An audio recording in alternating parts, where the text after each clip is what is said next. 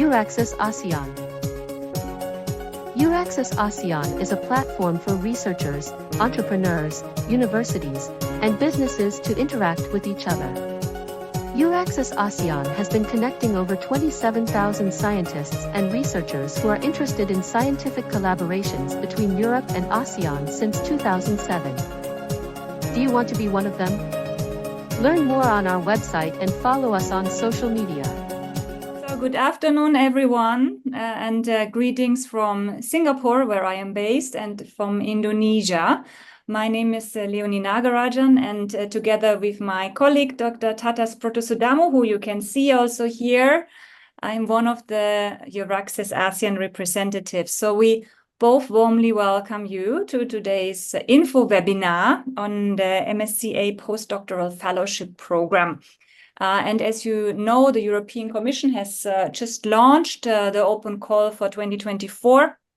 So we think this webinar is for you a great opportunity to learn more about the program, to ask questions, to get in-depth expertise from our three speakers who we have here today. And let me start with our expert speaker, Eugenia Shatlova, who is the French national contact point for the Marie Sklodowska-Curie Action. So she will update you with all the information you need, first of all, to understand the program, then to submit a successful application, and that includes understanding eligibility criteria, what's the budget available, what are the evaluation rules, and she will also give you some practical advice on proposal writing. So she will be our lead speaker today. And then we have two MSCA beneficiaries, alumni here with us today, Dr. Gibi Franz and Professor Horacio Aiello. So Gibi joins us from France, even though she's originally from Thailand, and vice versa. Horacio joins us from Singapore, but he's actually based in Italy. We just wanted to make it a bit more exciting and showcase you how MSCA different career paths can bring you, and how connected we all are. So maybe a few words about Gibi. Gibi is a research and development scientist at OncoVita. I think, Gibi, you also will later share with you a bit more your research path and how MSCA has led to where you are right now. And Horacio, he is a professor at the University of Genova in Italy, currently also leading a Horizon Europe program.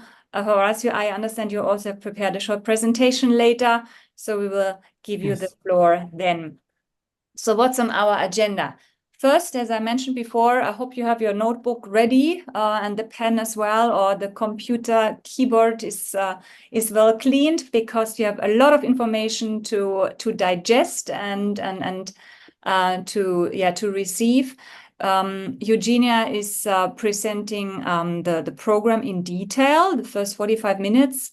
So and obviously, yes, we will share the webinar later also on our social media channels, but very often the devil is in the detail, and many times it is more like what Eugenia is sharing than what is written on the slides, because there are many explanations in between as well. So listen carefully to that and stay with us, because then you will hear from our two alumni their experiences. That is obviously more from a personal perspective. And we have dedicated half an hour for you to ask questions and answers, and they can be about anything and everything linked to the program. So Tatas and we are going to monitor the questions. Tatas will later moderate the Q&A session. And without further ado, Eugenia, I'll pass the floor to you, because we will start with your presentation. I stop sharing and you will open up your slides. Thank you so much. Thank you very much, Leonie and Tatas, and hello, everyone. It's my pleasure to speak today at this webinar. So as Leonie introduced me, I'm the national contact point in France for the Marie Sklodowska-Curie Actions program. And so today I will present you one of its actions, postdoctoral fellowships. So please let me a couple of minutes to share my screen.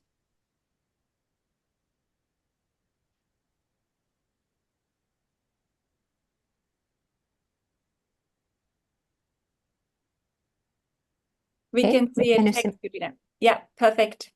Perfect. Thank you very much. MSCA Postdoctoral Fellowships are the topic of today's webinar. So this action is a part of Marie Sklodowska-Curie Actions Program, which is a part of Horizon Europe program. And Horizon Europe is the main European Union framework program for research and innovation with a total budget of 95.5 billion euro for the period 2021-2027. This Marie Sklodowska-Curie Actions Program has the name of the famous French-Polish scientist Marie Sklodowska-Curie. And here I put this quote of Marie Sklodowska-Curie, who was saying that you cannot hope to build a better world without improving the individuals. And I think that this quote defines quite well the spirit of the Marie Sklodowska-Curie Actions Program, because this program is mainly about the researchers, the individuals, and the researcher's career. So if you apply to this program, please keep in mind when writing your project that, of course, your research will be very important, but what will be also very important is how your project will impact your career, the positive impact it will have on your career. So a few words about overall MSCA key features. So this program supports training and career development of researchers from all over the world through excellent doctorates, postdoctoral fellowships, and collaborative projects. It stimulates international, intersectoral, and interdisciplinary cooperation. So please know that your host institution may be in the academic sector, but also from non-academic sector, and it is strongly encouraged. The MSCA program is open to researchers at every stage of their career. It supports excellent research in all domains with a bottom-up approach, meaning you are absolutely free to define the topic of your project. It promotes attractive working conditions and employment, and it impacts the research organization's procedures.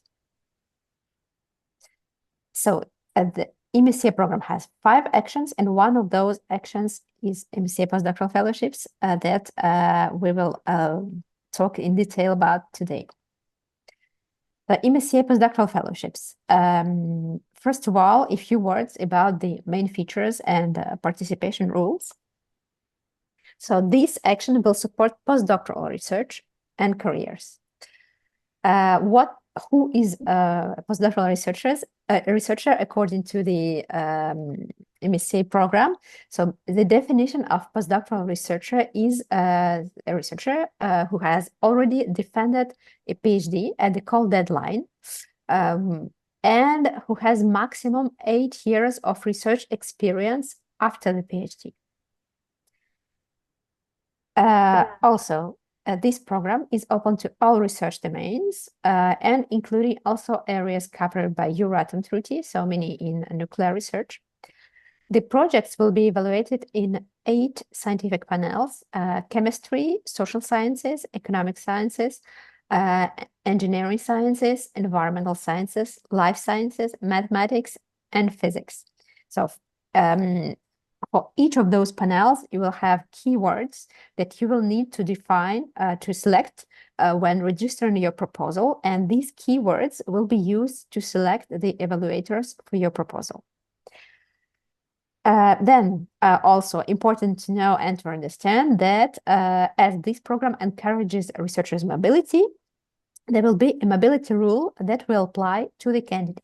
And this rule is the following. So to be eligible, the candidate must not have resided, worked, or studied for more than 12 months in 3 years before the call deadline in the country of the host institution. And if you apply for global fellowship, it will be the 3rd country of the outgoing phase. So we'll see a bit later in more detail the 2 different types of postdoctoral fellowships, which are global fellowships and European fellowships.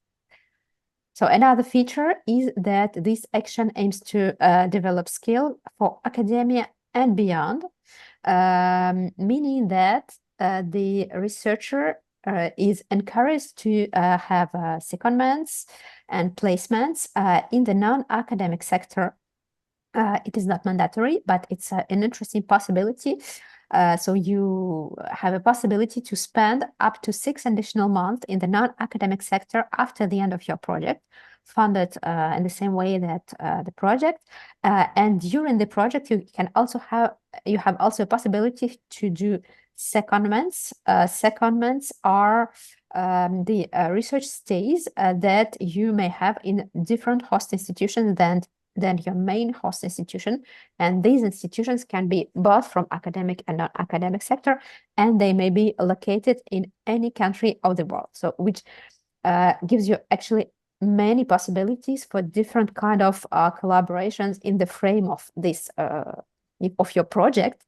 And the objective behind is to help you to develop skills that will further open you new opportunities, both in academic and non-academic sector. So just a slide to highlight that these secondments that I just explained can be done in any country of the world, and it is limited to 1/3 of the total project duration. So now the two different schemes of MSCA Postdoctoral Fellowships that I just mentioned.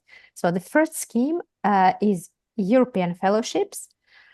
Is called European Fellowships. Here, the host institution is located in a member state of the European Union or associated country.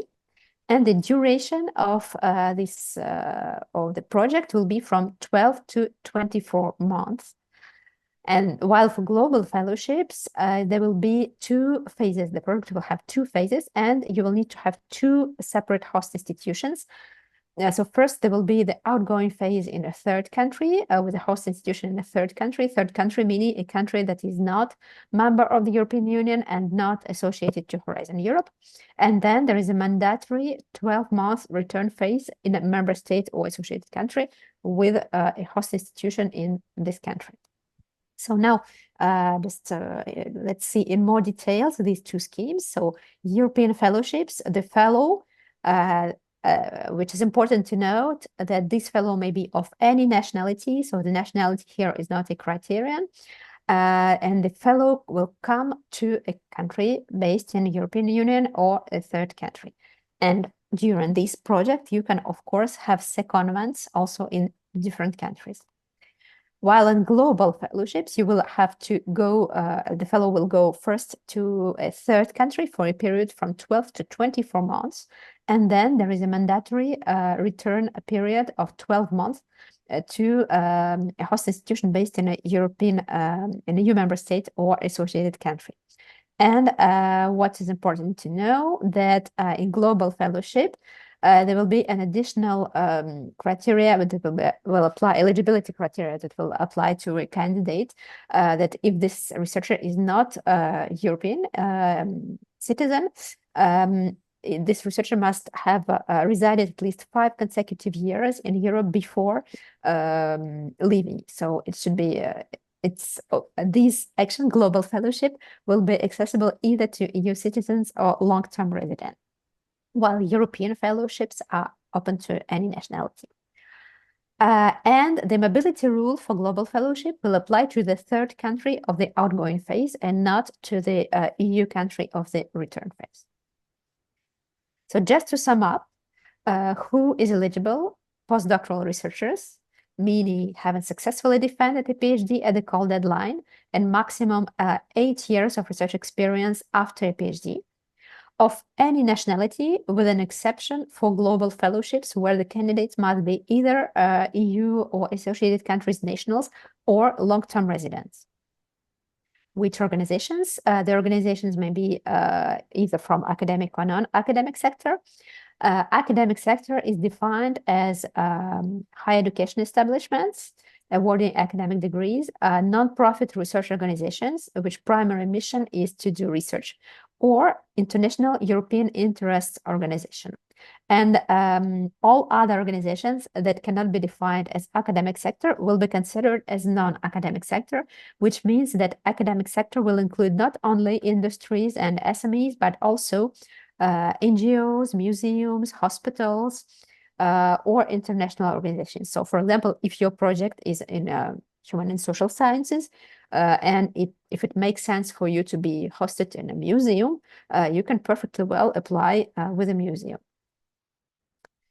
Now, a few words also about different eligible countries. So I just mentioned EU member states, associated countries. Maybe it will be useful to specify what means associated countries. Associated countries are the countries that are not members of the European Union, but they signed an association agreement with EU for Horizon Europe. So here you have a non-exhaustive list of those countries. And to have an exhaustive list, you should go to the link that I put here at the bottom of this page. You will have a full list of associated countries. And all other countries that are not member states and not associated will be considered as third countries. And what is just important to know for postdoctoral fellowships, that to host a European fellowship, the host institution must be in a EU member state or associated country. And for the outgoing phase of the global fellowship, it will be the third country, the host institution. Now, another important point is the funding. So what is actually being funded? So the funding is quite attractive, on my opinion. So it will cover the researcher's salary during the whole project duration, and also the institutional costs, meaning the costs that the host institution will receive and will use for your project. And also the good news is that starting from this year, the flat rates for the salary have been increased. So here you can see the amount of 5,990 euro by month. This corresponds to the monthly salary, but please note that this is a brute amount. So to get the net amount that you will receive if you get this fellowship, you will need to deduct from it the employers' and employees' contributions. So if you really want to have a precise idea about what your salary will be, I advise you to ask this question to your future host institution. Because these different taxes can vary from one country to another and from one organization to another. Also, it is important to note that this living allowance will be multiplied by the country correction coefficient, which is different from one country to another. And you can find this country correction coefficient in the next, at the very end of the MSCA work program, which is one of call reference documents I will tell you later about. So together with your living allowance, you will also get a mobility allowance, which is an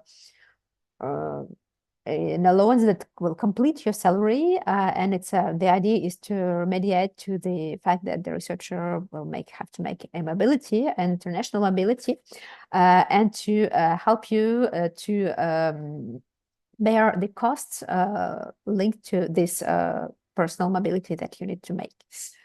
So this is not, the mobility allowance is not destined to cover your professional trips in the frame of your project, but it just, you will touch it, you will get it. And for example, for taking in charge different costs related to your relocation and your family. And if you have a family, you will also get a family allowance. Family allowance is for researchers who have family, meaning a person that you're linked to by marriage or equivalent, or children that you're in charge of. And in the two columns on the right, you will see also the monthly flat rates corresponding to institutional costs, divided in two categories: research training and networking costs, and management costs. So management costs are the costs that your institution will bear that are not directly linked to your project. But for example, it can be used to cover costs related to visa. While research training and networking costs will correspond to the budget that you will use for your project, for example, for your professional trips or to buy some consumables or equipment or any other expenses that you will need to make your research or to get training. And finally, the results with special needs allowance for researchers with special needs, for example, some disabilities, and long-term leave allowance that can be mobilized by the host institution in case of maternity leave or long-term sickness leave of a researcher. So now a few words about the evaluation procedure. So your project will be evaluated by independent experts. There are 3 evaluators and 1 rapporteur by proposal. It will be evaluated towards against 3 evaluation criteria: excellence, impact, and quality and efficiency of the implementation. Each criterion will be scored out of 5, and then there will be a ponderation by criterion. And application scoring equal to or above 70% will be ranked and will be considered for funding. However, please note that this call is very competitive, and usually to get funding, you need to get at least 90% of total 100% of score. So here you can see a detail of each evaluation criterion and the ponderation by criterion. 50% for excellence, 30% for impact, and 20% for implementation. This means that, of course, excellence has more weight, but however, impact and implementation together are half of your final score. So please pay attention also to these criteria.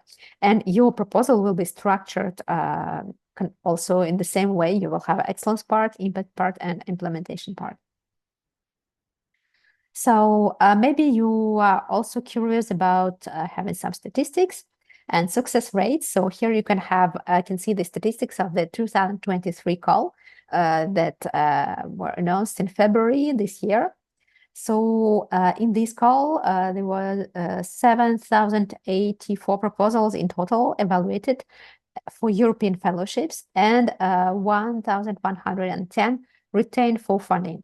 So here you can see the success rate by panel that varies from one panel to another, and the cutoff score that you need to get funded for each panel that also varies.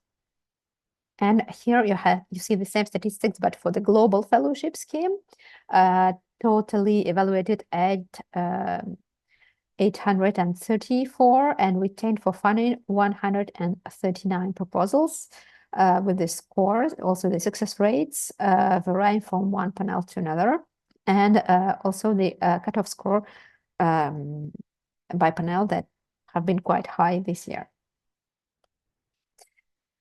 And now the 2024 call calendar, it opened, sorry, there is a small mistake, as it opened not 10, but finally 23 of April 2024. And the deadline is 11 September 2024.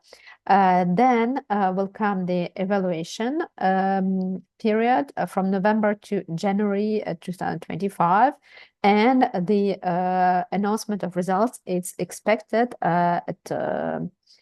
in February, with the possibility to in March, with the possibility to start the first project in April 2025, and at the latest 1st September 2026.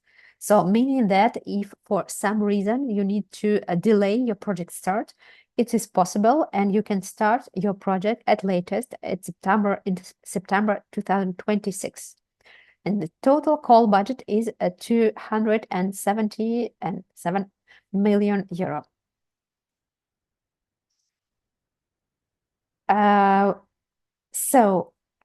Leonie and Tata, should I continue with my presentation, or should we maybe take some questions for this part concerning the rules of the call? We have, thank you so much, Irina. We have a few questions which are already relevant. So if you want to have a quick break, Tatas, and maybe he can share some of the questions which have been listed, but Horacio also was so kind and answered as much as possible. But Tatas, maybe you just let Eugenia know what are question types. Exactly. Thank you also for the help, Orazio, for answering these questions. And there is also a question for you, Gina. This is coming from Trang. So I am from Vietnam. So having lived in an AU member country for 5 consecutive years with a resident permit or visa, PhD, but not as a permanent resident. Am I considered for a long-term residence and eligible for the global fellowship? This is questions from Trang Pham. Yes, so the answer is yes, indeed, because it's not the type of residence permit that you had which will matter, but the duration of your residency. Okay, thank you so much. So the answer is yes.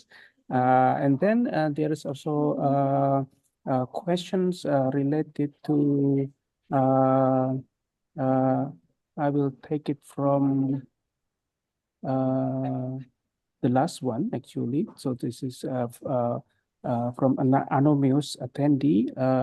I would like to understand the disbursement process for the MSCA Postdoctoral Scholarship Fund. Will the fund be paid directly to researchers through their personal account, or will they be managed and disbursed by the host university? And also related to the for schedule of the receiving fund, whether this is monthly or based on the end of each semester. So this is related to the budget, I think. Yeah. Okay. Yes. So indeed, it is your host institution that will get all funding, and it will recruit you with a working contract, and then it will be your host institution who will manage also the funding. So they will get not the total funding at the beginning. They will have a pre-financement, but which is quite high, and then they will submit a report at the end. There is only one reporting period for European fellowships and 2 reporting periods for global fellowships, and they will get the second part after the reporting, but how it will not impact you as a researcher, as you will have your salary during all projects. Yes, so I think the second part will be more clear about this one. So before going to the second part, maybe one questions. This is related to the questions regarding to the how about I'm about these questions, but from also anonymous attendee. So I'm writing to seek clarification regarding application process for MSCA Postdoctoral Fellowship. So I would like to understand whether researchers are expected to independently approach potential professor in their field before applications for scholarship, or if organizers assist in directing applicants to suitable institutions and professors. Yes, and actually the next part of my presentation is indeed about this. And indeed you need to have identified your host institution and your supervisor when applying. And there are some tools to help you with this. So maybe EURAXESS also helps some way. Yeah. Yeah. So I think without further ado, maybe we should continue for this exciting second part. Tatas, Leonie, yes. Sorry to interrupt. There are a few more questions from Mirna. Maybe you can check these as well. They're a bit specific, but I think they could be relevant for a larger audience as well. If you check from Andelic. Yeah. For Mirna, it's related to the seniority. Yeah. So it's is that correct? Yeah, one is on seniority. The other one is the first question was, she has been already an MSCA beneficiary, but for the doctoral networks, can she apply again for the MSCA-PF? Orazio has responded, these are not related, but just a reconfirmation on this. And then there are 2 more questions from her, Tatas. One is about, the seniority. Yeah. Yeah, so Mirna is asking about this questions about whether previously received this funding and whether this is if somebody would like to apply for another funding from MSCA, whether this is allowed or not. This is the first question, and the second question is it's graduated, just graduated, so so they are wondering whether they have chances now or next year, and how should be for reapplications. I think that's yeah. Excuse me, can you repeat the second question, please? Yeah, the second questions, regarding to seniority. So Mirna mentioned that she just graduated. She is wondering whether she have more chance to apply now or maybe next year. So yeah. Okay. Concerning the first answer the first question. So if you already previously got MSCA funding, whether it is postdoctoral fellowships or any other funding from any other scheme, it is not a problem at all. So if your previous project is already over, you can apply and you can have during your life several MSCA grants. So it's not a problem. You cannot accumulate the two at the same time, but it can be if it's one after another, it's not a problem.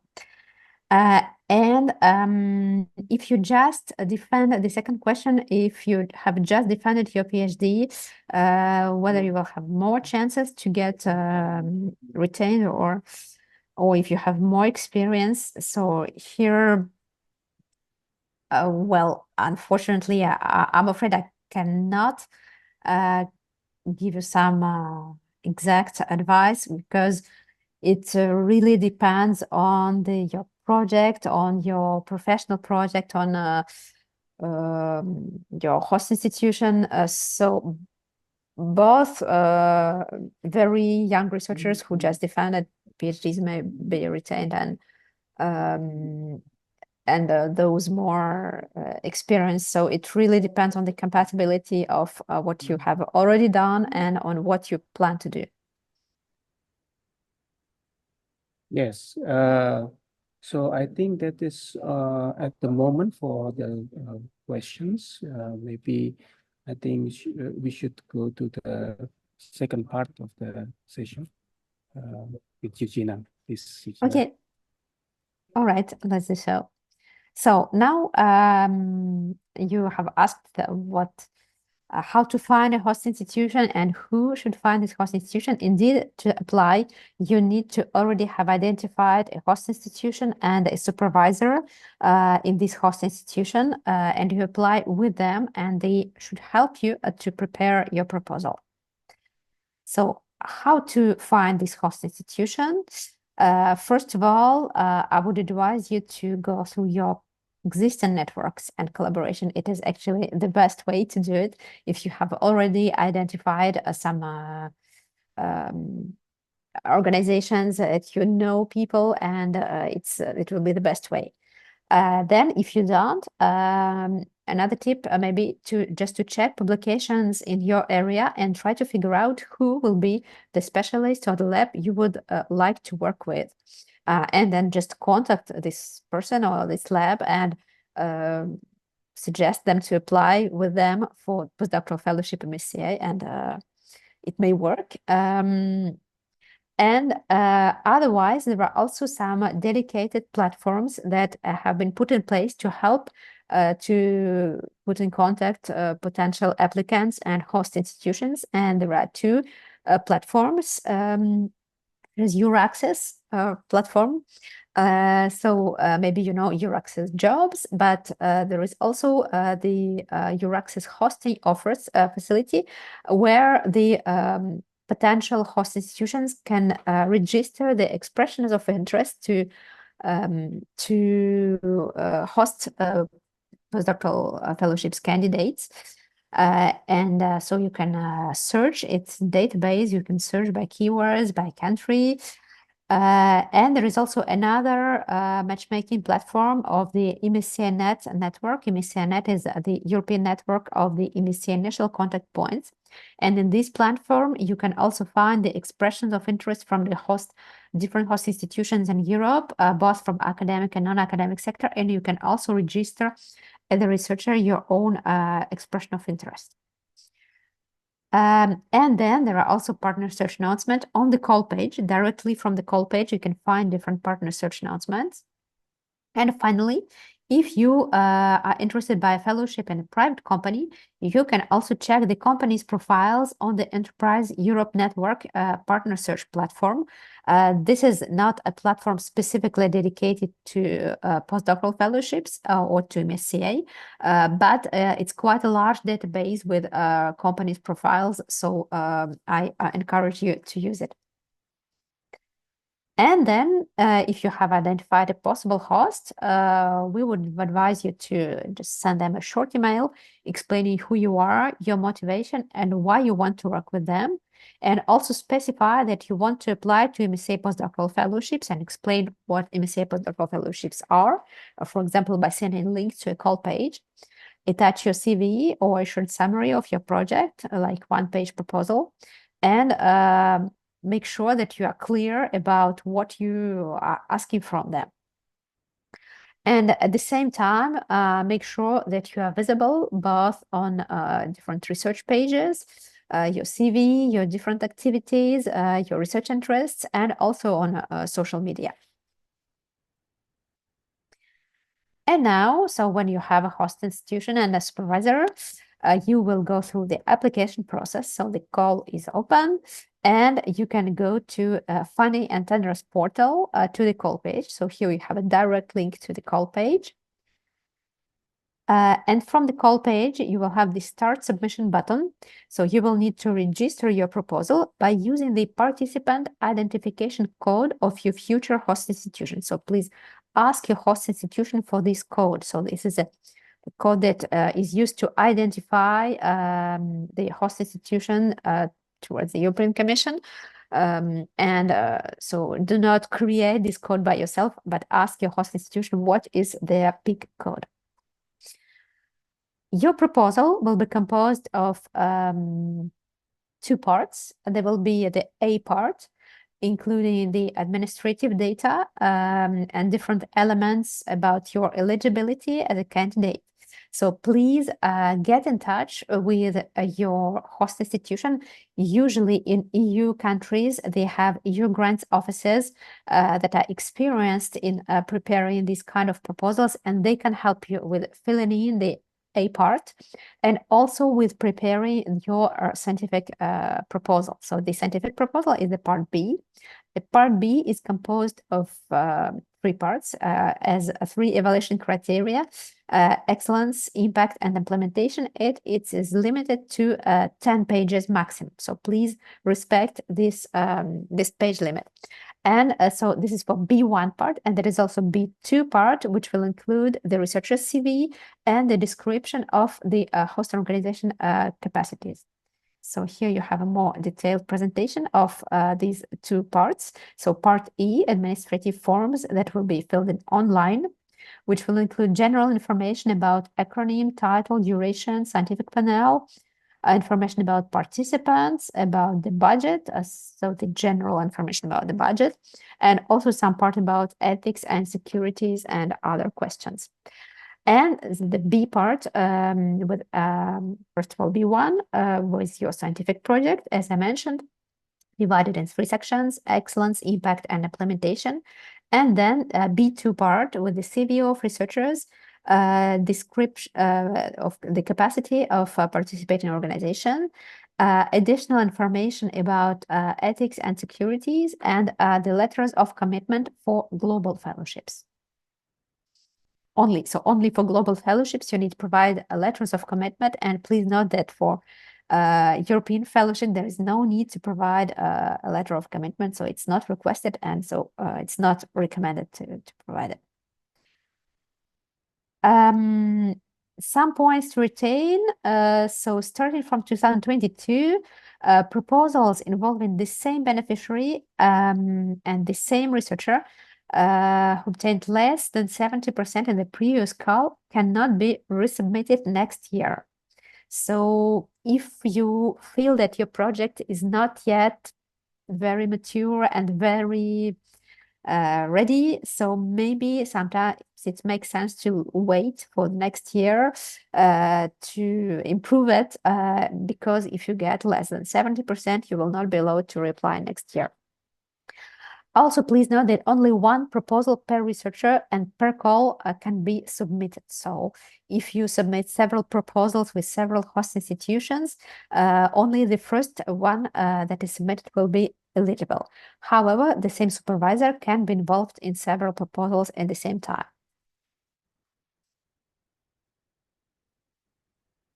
So here I also put information on some key documents that I strongly advise you to read.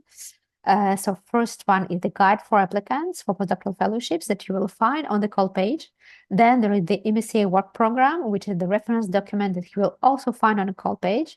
The proposal template that you will use to submit your proposal, and the list of keywords. The keywords are very important because they are used to select the evaluators for your proposal. So please think it thoroughly and select well these keywords when you will register your proposal. All these documents are available on the call page, and there is also one document here that will have a direct link from my slides.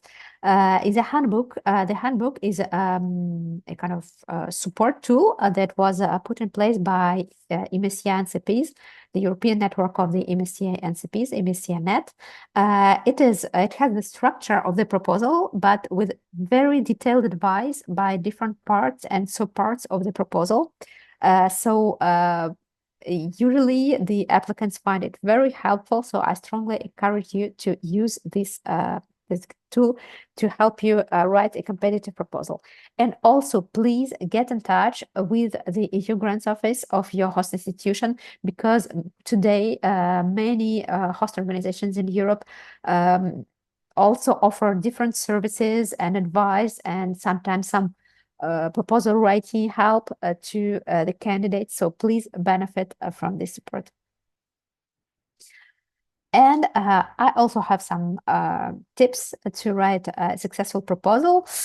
These are kind of general tips because we do not have so many time, but you can also, if you can get in touch with us, with the NCPs.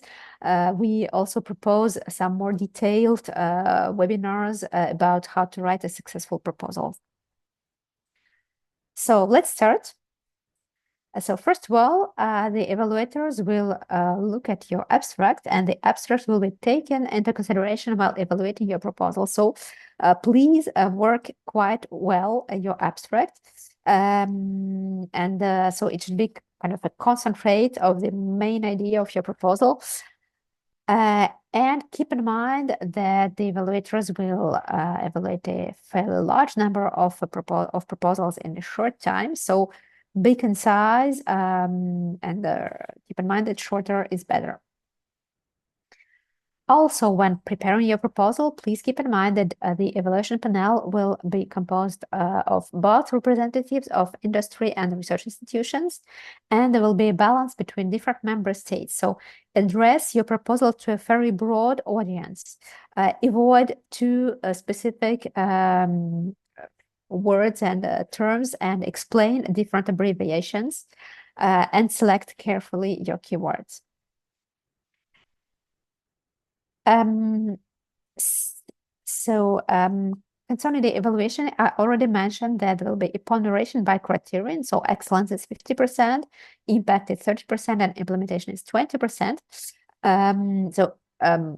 Looking at this table, one can think that excellence is more important, but however, impact and implementation together are half of your score. So please pay also attention to the impact and implementation part. So here you have detail by different criteria, and let's look each criterion in more detail. So in the excellence part, you will of course need to describe your research project, your research and innovation objectives, the methodology that you will use, but you will also need to describe the training that you will benefit from during your project. So this training is very important because as I mentioned in the beginning, this is a lot about your career and the opportunities that this project will open to you. So training is a key element in your proposal. So please think it over in advance and discuss it with your future supervisor when preparing your proposal. So you will need to provide a draft training program, not just the general description, but more you will be precise and accurate in describing your training program, more you will be credible. So this training program should include both scientific training, but also transferable skills training, such as, for example, it can be management, intellectual property, entrepreneurship, scientific writing, or some soft skills like leadership skills or team coordination. So everything that is relevant for you, taking your current experience and your future professional aspirations. And also, yes, please ask your host institution to help you with this part, because sometimes they have already existing training that you can benefit from. And so please ask them for help. Another important part of the excellence criteria is supervision. So the quality of your supervisor. Does your supervisor have international leadership in the field? Publication with high impact factor, highly cited publication. So everything that will prove the quality of your supervisor and the excellence of your supervisor and the suitability of its profile to you and to your project will be important to mention. If your supervisor has collaborations with top researchers in the field, it is also very useful to mention, or collaborations with non-academic sector. If your supervisor can share in some way his or her network with you, it will be also an added value. You can also mention what happened to his or her previous PhD students and postdocs. And finally, explain also the practical arrangements for the supervision to show that the supervisor will be sufficiently available for you and have enough time to dedicate to your supervision. Then the impact part is also very important, and the impact will be about the career perspectives that this project will open to you, and the employability, how this project will have to increase your future employability and what new doors it will open to you for your future career. It will be also about scientific, societal, and economic impacts. So you will describe this type of impacts in your proposal. Please note that it's not mandatory to have both scientific, societal, and economic impacts. So if your project is in basic research and you don't plan to have any economic impacts, so you just need to mention it, but it's not a problem. But you will need to describe, in this case, scientific impacts and how they will be achieved. And it's not enough to have just the impacts. You will need to provide a plan to show how you will disseminate and exploit your project results to increase and to help to achieve these impacts. So just to specify, exploitation means how you and your future host institutions will use the project results, and this use may be both commercial or for research and education. Dissemination means how you will transfer the project results to its future potential end users outside your host institution. And these potential end users can be researchers from academia, or it can be industry or companies or other non-academic actors. And communication is about how you will raise awareness of the society and citizens about your research and about the importance of your research.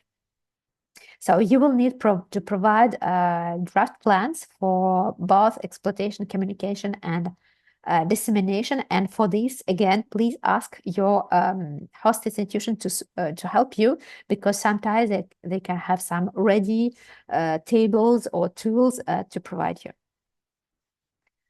Finally, about the implementation. So in this part, you will need to describe your work plan and the risks that you may have in your project. Please make sure that this part is coherent with what you have already promised in your excellence and impact part. For example, that objectives that you announce in your excellence part are in line with your work plan and your work packages, and that the dissemination and exploitation plans that you provide in your impact part correspond to the dissemination and exploitation work package that you will have in your work plan. And also, you will need to describe the capacities of the host institutions. And for this part, also, please ask your host institution for support because they may have some ready pieces of text to provide to you. Just a few words before to finish my presentation. Please don't leave anything empty. Sometimes you will have an impression when writing your proposal that you are asked for the information that you have already described in another part, and that some parts are very similar. So in this case, don't repeat what you have already explained, because you will have we have only 10 pages for your scientific project, but also help the evaluators to find the information they're looking for. So if you already described something in another part, just say that I have already described this activity under, for example, 1 and 3 parts, and just to complete, you just add additional information and not repeat the same, but don't leave anything empty. And finally, take care of the deadlines. Here, no exception will be tolerated. Read carefully all call documents. Take care of page limits. Don't forget that all parts of the proposals are equally important. And don't wait for the last moment to submit your proposal. So this is our French MSCA and CP team. So if you want to apply in France, you can get contact with us. Or if you want to, if you will have some questions for me after this webinar, you can also join us with this email address. And otherwise, if you apply in some different country and not in France, you will find here, I put you here a link on national contact points, where you can find national contact points in different countries. And also you have some other useful links here on the MSCA Reactions website, finding attenders portal to the call page, EURAXESS, of course, because EURAXESS will be also a useful contact for you if you have, for example, information on visa and some practical aspects of your relocation to the country where you go. And if you would like to get in touch with the alumni, MSCA alumni, you have also here a link to the MSCA Alumni Association. So my presentation is over, and I'm sorry, I'm afraid I'm a bit late. So we can take some questions. All good, Eugenia, no problem. It was important to go into detail, and we are very good in time because we have already answered, I think, out of 20 questions, half of it. So no worries. Tatas, Okay. You monitored the Q&A. Any other questions? Maybe let's change a little bit the order. Any other immediate questions for Eugenia? Otherwise, we move on to GB and to Orazio. Yeah, I think we better to move on to GP and Orazio.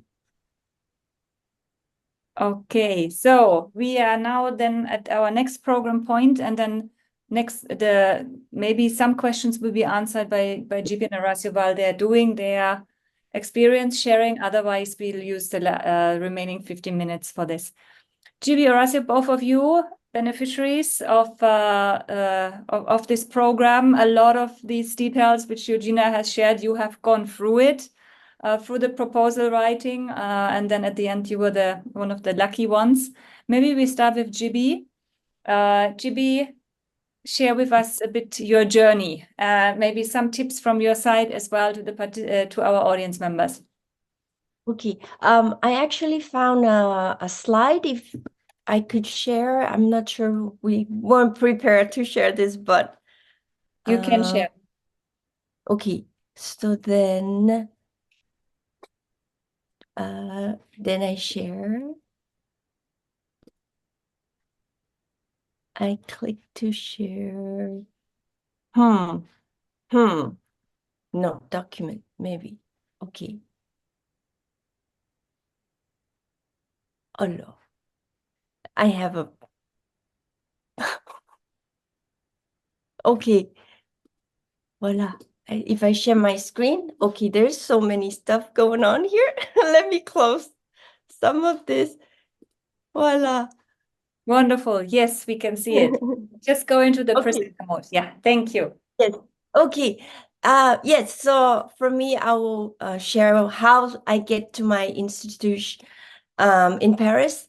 For me, I submit my Marie Curie in 2015. So as you can see that it's not like I immediately know about or heard about Marie Curie and then jump right into it.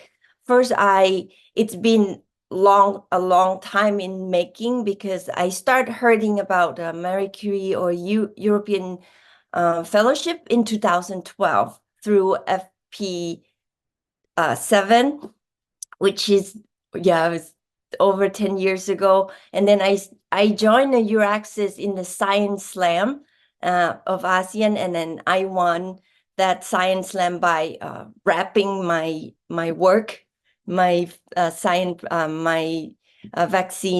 project in Thailand. And then I won. Then because of the winning prize is that I get to join the conference in Belgium. And then from that, because at the beginning, I graduated from the US, so I have no connection with Europe. And I know that to get one of the European scholarship or fellowship, I need to get a host institute. So the connection, like Eugenia said, that how to find a host institute is very important. So from this, I have to thank EURAXESS, because it's EURAXESS that connect me with Institut Pasteur during the conference in Belgium, because I was just like, okay, at that time it was Suzanne who's working for the EURAXESS in Singapore, and she connects me with Institut Pasteur. So that's how I get to the Institut Pasteur. But at the beginning, it's the visit in 2013. I won EURAXESS Science Slam in 2013, and then 2000 at the end of the year I visit Institut Pasteur, and then I visit the lab, and then we click with my current boss. We get along very well, and I think it just things just happen. And then we not yet submit the big grant. So I just, to get to know Institute, for the Institute get to know me, we submit a small grant. At that time, there's a grant from the French Embassy. It's the Junior Researcher Thai Fungal Fellowship. So I proposed to my boss at that time that maybe we submit this. And from the project, we got awarded the fellowship, and the fellowship is only 6 months. From 6 months, I get to learn a lot about the project that's going on in the lab. And then we do some more preliminary study, and that's when we collect a good amount of data to prepare for the Marie Curie. And and I'm not sure. Yes. And then from 2014, I was preparing all the preliminary data, and then we submitted in 2015. So yeah, like I mentioned, it's quite a long time in preparing all these, but it's it's not like I see the whole road at one point. It just from knowing, like joining the info session like today, I learn about where's the availability of the fellowship, how do I get it, what needed into having like host institute and a good amount of data, good solid proposal. Like Eugenia mentioned, that you need to have excellent, you need to have impact. So then when I collect all that, 2015, I submit, and at the end, I got awarded, and I start my Marie Curie in 2016. And since then, it's been a lot of, we have been building network. My boss that joined, actually, I submit the fellowship with my former employer in Thailand, which is the institute in Thailand called Biotech. And since then, we've been collaborating very closely together, and we have several vaccine projects together. And from then, from 2016 of MSCA individual fellowship, with the institute, we also submit the Marie Curie Rise. And then in 2021, like I mentioned, that even though my Marie Curie started in 2016, we are collaborating very closely with Thailand. And at the end of 2021, we have a co-owned patent between Institute Pasteur and Thailand. And now, currently, I'm joining the startup of my boss that is startup from Institut Pasteur is Oncovita, that focus on a vaccine, therapeutic vaccine for cancer, and also a vaccine for infectious diseases. And so I like this quote a lot, and I would like to leave it for everyone, that science has no country, because it's the knowledge belongs to the humanity, and it's the light that torching, illuminating the world. And this is the quote by Louis Pasteur. So if you have any question, I know I go through it very quickly, but if you have any question on how I go for each step, yeah, please feel free. You could also contact me at this email as well. Thank you.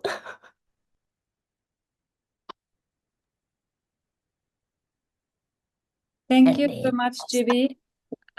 Lovely presentation and timeline to see how your path, or where you started and where your path has led you to. Also, I think Tatas and I, we were happy to hear that EURAXESS gave a little bit of our previous colleagues gave a little bit of input into this by connecting you with the institute. So that was good to hear. Maybe we move on with Horacio, and then afterwards I hand over to Tatas, who takes in any more questions, and who will close the session. Horacio, the time is yours, the floor is yours.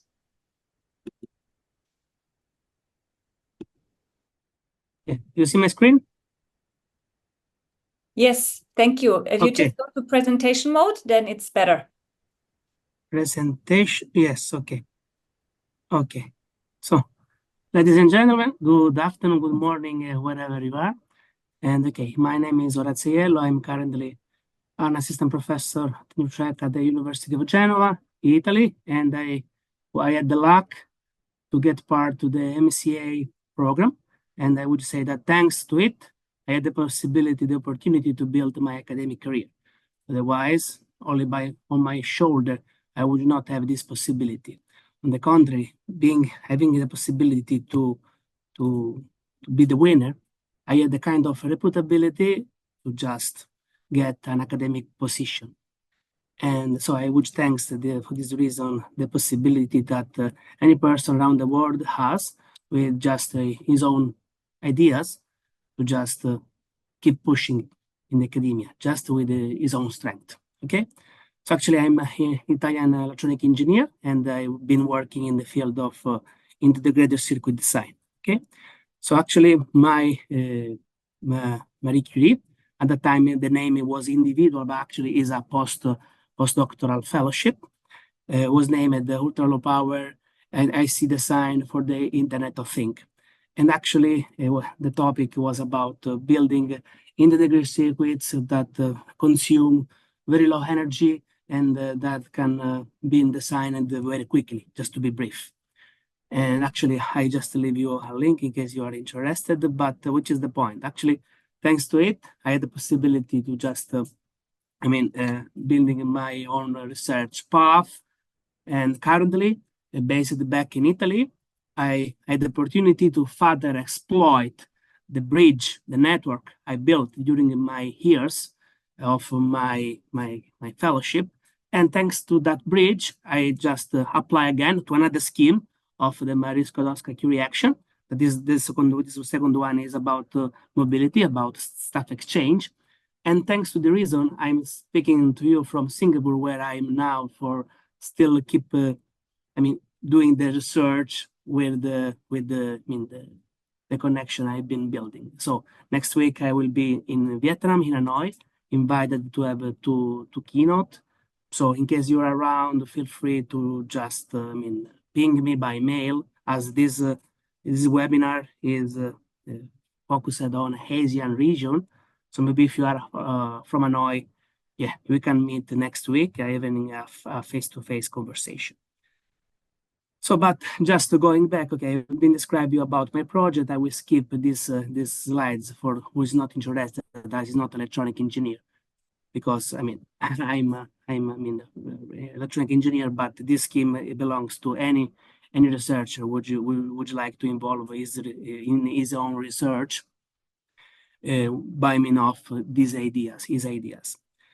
So actually, I would say that MCA project, my project promotes a collaboration between different realities, my background and the new one that was the Oxford institution. Actually, the Oxford institution was the National University of Singapore. And actually, I have the possibility to have my own financial support for my research activity. This is what makes a difference. One thing, if you are just you have to vote to someone that provide you a grant, your fellowship, and different thing is that you are the one that has his own fellowship. This really makes the difference. You are kind of more free to decide your career path, what you are willing to do and what you decide to not do. This would make a really difference, also providing you the possibility to decide which conference you would get part, and how to spend your funds for your own research. And okay, of course, this gives you reputability and valuable experience, also in project management, okay? Because once you just make a further step in your career, actually you kind of slightly change your job. It's not just about research, but you also should be able to manage a research project, being able to properly allocate the resource depending on the timeline or the duration of your fellowship, and depending on what you are focusing, depending on the target of your research. So actually it means increase your experience, your valuability as a researcher, as a potential person, keep working in the academia. Yeah, so this is still about my project. I guess it's not strictly interesting for the purpose of this webinar. Yeah, so I would like to give you some tips about how to choose the host institution, which are really what really matters according to me, okay? Because you may want to have, your host institution maybe in one reputable institution, but what really matters for me is first is the availability of the advisor, okay? And it can be understandable, or even just sending a mail to this supervisor, okay? If he is responsive, is really interact with you, it means that he's a good person to be involved with. But if he don't answer you, probably you should change the supervisor. Actually, what matters, of course, is the quality of research center. And my suggestion is kind of having a win-win collaboration, okay? So it's not like you should propose to ask the person, to the host institution, to the supervisor, okay, I would like to go to your university under Marie Skłodowska-Curie action. Would you like to support me? Of course, the professor, the supervisor would just say yes, because you're asking to go there with your own budget if you are funded by the European Union. But what makes the difference when you ask to a supervisor, in my opinion, is just to be proactive. You're saying, okay, supervisor, this is my background, okay? This is my previous expertise. You have different background, maybe some kind of different but not so different expertise that can merge together to have a kind of reciprocal benefit, okay? On this way, being proactive, just kind of selling idea and trying to buy others from your institution, I guess would be the best way to, to also attract interest from your potential supervisor, okay?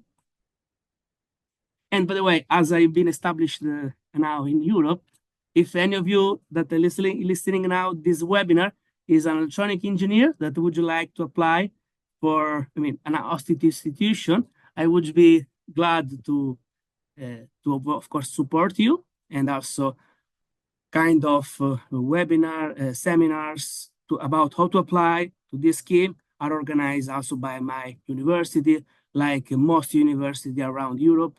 Welcome your will to apply to having them as a host institution. But again, what matters is, according to me, is the specific supervisor you are applying with, your background, and the background of the supervisor you are applying with.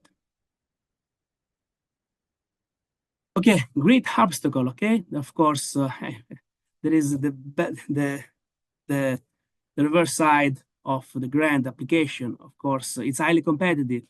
I would say, if your first experience, don't be sad if you fail the first time, okay? Because it's part of the game. You fail, you win. But anyway, what you should learn is that you grow up, you just learn something, okay? So if you win, you win. If you lose, you get experience. So you will get better in the next call, taking benefit from the comment you got, okay? So what matters? The great obstacles are the right high quality proposal, because everything you write in your proposal really matters, because it's a highly competitive call, okay? So of course, you should be able to probably define yourself and your idea about developing an excellent project. But also the way you are able to describe is important, because you may be the best person in the world and not being able to describe it properly, okay? So you should be able to show off, to describe that you are the best person to develop the best project with the best supervisor in the best host institution, okay? This is the way you should be able to kind of sell properly your ideas. Of course, you should be, what you are, it should be obviously true, okay? You should be able to, to sell your own background and your expertise that should be there. But also the way you describe them is also important, in my opinion. And also what would an obstacle for me would be also the interface with the HR of the host institution. Of course, you would need kind of interaction. As I said, most of them would provide you kind of seminar. But may not. The problem would occur after you got the grant, for instance. What else?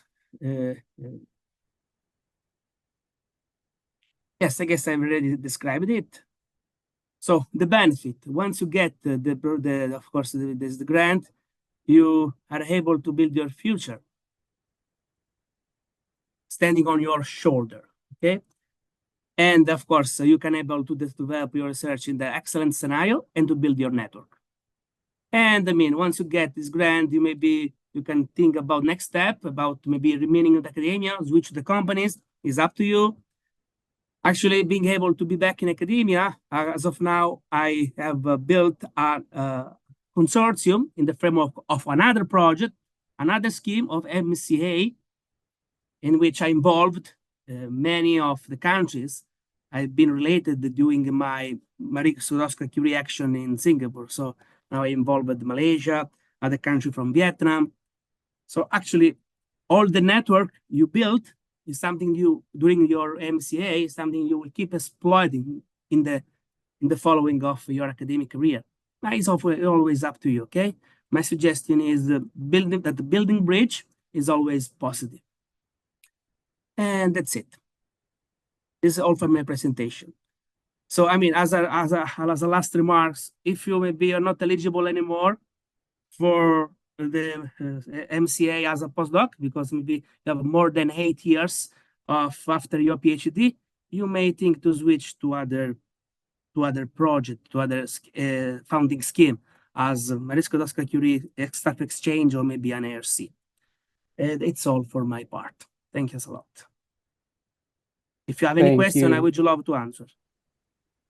Yeah, thank you so much. Thank you so much, Horacio. So today we have about around 10 minutes for questions and answers session to three of you. This is very interesting because if we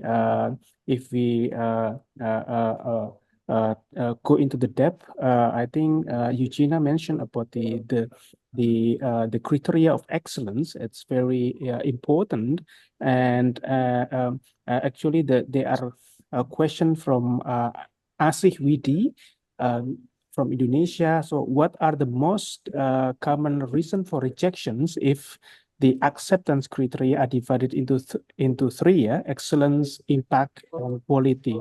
So Eugenia, from this one, which one is the most common reason for the rejections? Well, actually, there are many reasons for rejections. So this call is very competitive. So sometimes a very small shortcoming can unfortunately be the reason for rejection. So as I already said, pay attention to all parts. And don't forget the training, the supervision, the impact is very important as well. So, and if you want to have more tips, detailed tips about how to write, to give you the best chances to write a competitive proposal, please consult the handbook. I actually answered in the chat and I put a link on this guide. Should be very useful. Thank you so much, Eugenia. GP, Eugenia mentioned about this. There is impact also, impact to your career development, but also for those who are preparing the proposal. Maybe Eugenia mentioned about the excellence, also the quality and appropriateness of the researcher professional experience, competence and skills, but the people who are trying to apply here, they are very overwhelmed. Do I have really the best skills that I have, or maybe just getting their 5 PhD? Or maybe some of the, maybe we know that some of the professors, maybe they are waiting to be published after getting 5, something like that. So how do we strategize in this matter? For me, like Eugenia mentioned, that all parts are very, very important. All the excellent, that's mean but the excellent take 50%, right? If I remember correctly. Yes. So you have to have a quite strong scientific support to your proposal. I think that's one thing that you probably have to put the main focus on preliminary study. If like you mentioned, if you have a publication, or even your host institute, your supervisor, if he has a strong publication, that is also help with the excellent. But I think overall, if you have a good strong scientific background, and also the most important thing I think that we need to also emphasize is that the benefit sharing between the host institute or the Europe and like Asia or in ASEAN, to like for me, at that time my proposal was involving the PEDV, the porcine epidemic diarrhea virus, which is at that time it was we had outbreak in Asia, and then the outbreak spread to the US, and then so Europe could be next, and then my project was just to develop the vaccine for the PDV, which is a coronavirus. Even though PDV is not and doesn't have an outbreak in Europe, but now we have a coronavirus overall outbreak, pandemic, and which that's how I fall into the vaccine development from just pig virus, and now we develop human virus, human vaccine. So that's why I think the benefit sharing and the impact, so that's fall into the impact as well. So if you also can identify the impact of your project and the benefit sharing that we can also share between the continent, that would be that would make the proposal quite strong, I think. Thank you so much, GP. Two-ways transfer. This is very Yes. important. The excellence. Yeah. So Orazio, because you are now as supervisor, so we can as a professor. So what you expect from actually from those applicants, because we are they are preparing their proposal, and from the perspective of you as now becoming a professor supervisor in this whole quality supervision training and two-ways transfer, and GP mentioned that GP has she has a click with the supervisor, and from your perspective, how GP perspective is click for herself, but what about from your side, the click that you have it, which criteria is that? Can you share it with us? Yes, thanks a lot, Tata, for this question. Actually, I've been posting on LinkedIn a few months ago a call from my university that was devoted on, attract the potential application from worldwide. And a few of them contact me and ask me, okay, professor, would you like to apply to your institution, having you also as a supervisor? Would you be possible? I would say, of course, you are free to apply. Would you glad to support you? But about what? That's why for me it's important to be proactive, okay? Just because I can't assign you a specific task, maybe it's not the task you would like to do, okay? The key point is be really involved from both sides. So I would like to have something that is proactive, I would say, someone that, okay, prof, this is my expertise, my experience, my background. I have done this, and this, okay? As I know that your expertise are this, and this, I would like to just have a kind of merging, kind of win-win collaboration to build this, and this, okay? This, I guess, would be the best person that would be the proactive one, okay? Yes. Because this is the way you kind of sell your ideas and you are kind of building your path in research, okay? This is the switch from when you are a normal postdoc and when you are, for me, a MSCA Postdoctoral Fellowship. You are going to just develop your own part. So that's why you should have a kind of idea that should be roughly clear, okay? Of course, the supervisor would give the specific path, would show the way. But if some kind of idea just already comes to you, I guess would you be the best fit? Yeah. So be active, proactive is very important key in this aspect. So we still have 2 minutes. I think I will give it back to Leonie for further more informations or closing or any important things. Leonie, please. You are still muted. Yes, I just realized that. Thank you so much, Tatas. Well, first of all, thank you so much to all our speakers. That is the start of my short closing remarks. Eugenia, we are really happy that we had you here on board with all the details you presented, and also the kind offer in case some of our researcher community who has participated today is interested in in going to France, applying with a French institution, that they can contact you as well and your colleagues. So that is first-hand opportunity. The same applies to Horacio and to GB. Thank you so much for sharing your experiences on being there. I think the peer-to-peer learning and knowing what others have gone through is the most important. And as Horacio said, you have to be proactive.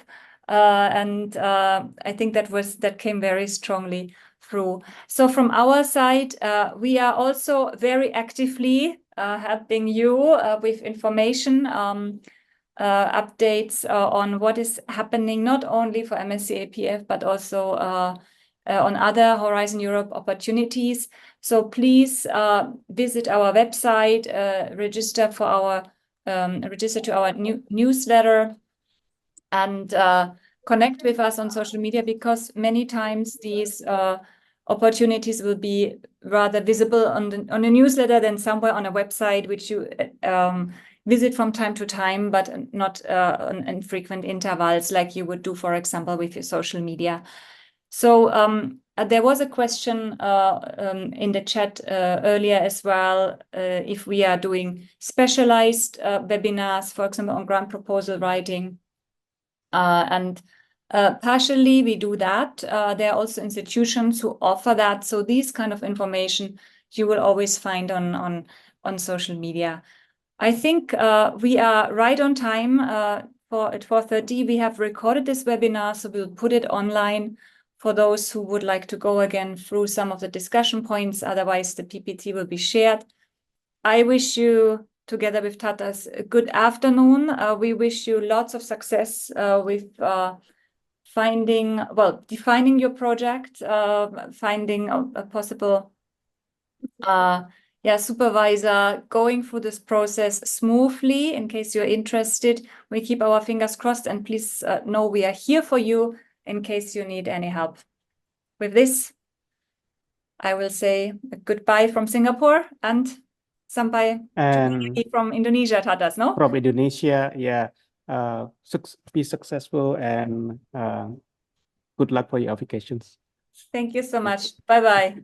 Thank you, guys. Yeah. Thank you, all the attendees. Good luck. Bye. Thank you. Good luck. Bye-bye.